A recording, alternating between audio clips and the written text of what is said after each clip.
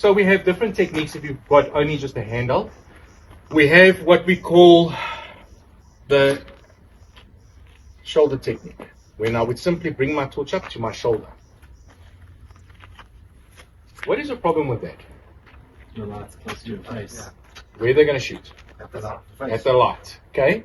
So yes, it is good to make a habit of doing this, but it's not good to keep it constant on. Okay? Keeping it constantly on will be making this my target. So that's why you'll sometimes see guys will walk like this. Okay?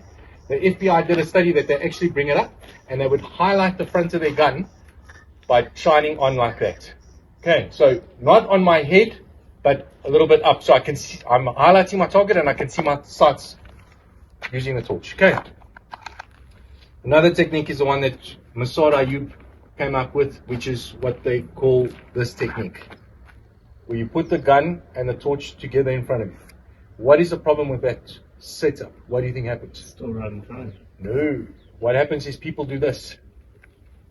Instead of making sure that the gun goes with it. Okay. So that's one of the problems that we find with that. Okay.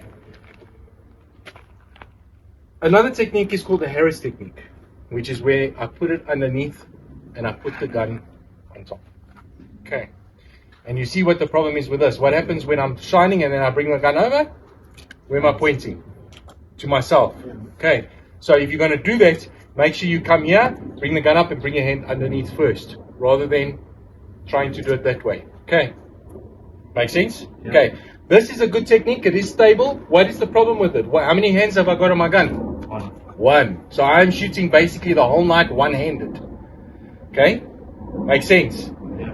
So there is another technique that you can do. By taking a torch, you can put it either between your middle fingers, wrap it, and that way when I bring my gun, I have my torch and my gun together. Okay? Now I have two hands on the gun, and I have my hands on the torch, right? So I'm able to work like this.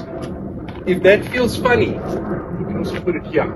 Now some guys that have got a push button at the back, they like it, especially if the torch is a little bit long, because they can push using their palm, the palm of their hand, to turn the light on and off. Okay. I like a short one because when I put it in, and I like to put it there, when I put it in, this hand presses up against my buttons. Okay, when I push it on my hand. So I make it tight here. Okay.